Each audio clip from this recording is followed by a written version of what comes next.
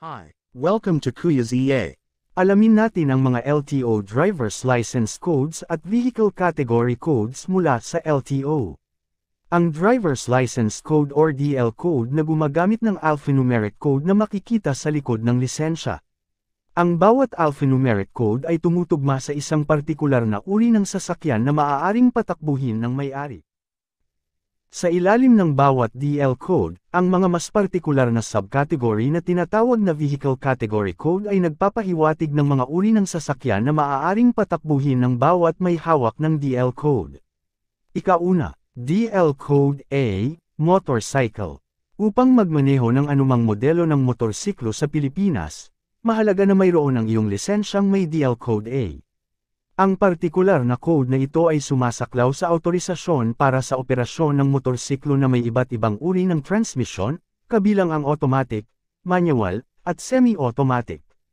Ang mga may-ari ng lisensyang may DL Code A ay may karapatan na magmaneho ng mga sasakyan na sakop ng mga sumusunod na kategoryang code ng sasakyan.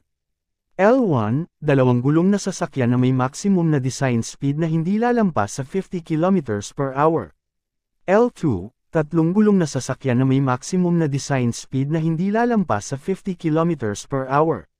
L3, dalawang gulong na sasakyan na may maximum na design speed na lumalampas sa 50 km/h. Ikalawa, DL Code A1, Tricycle.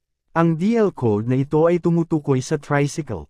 Ang DL Code na ito ay sumasaklaw sa lahat ng tatlong gulong na sasakyan, kasama na ang motorsiklo na may sidecar.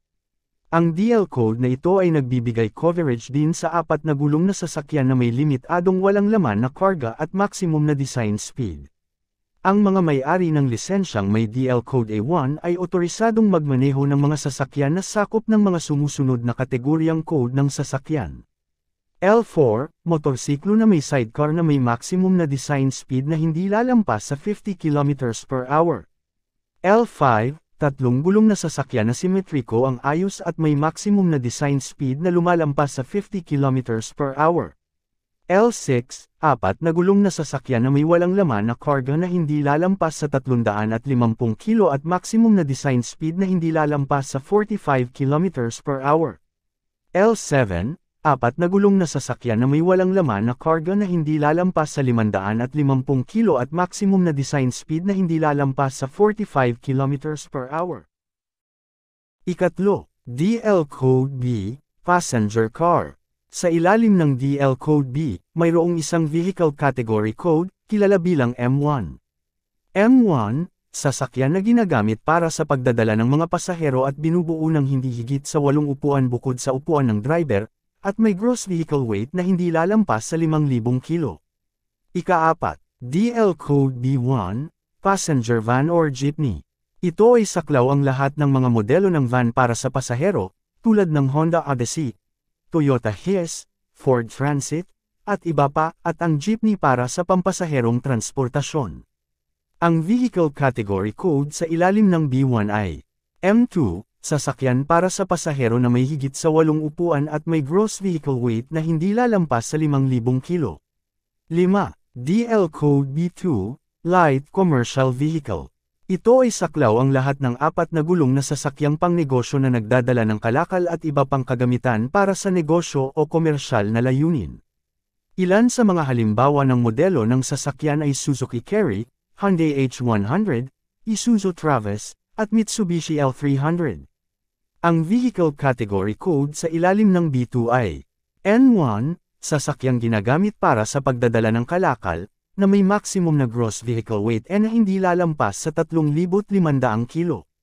Ika-6, DL Code C, malalaking sasakyang pangnegosyo, Heavy Commercial Vehicle.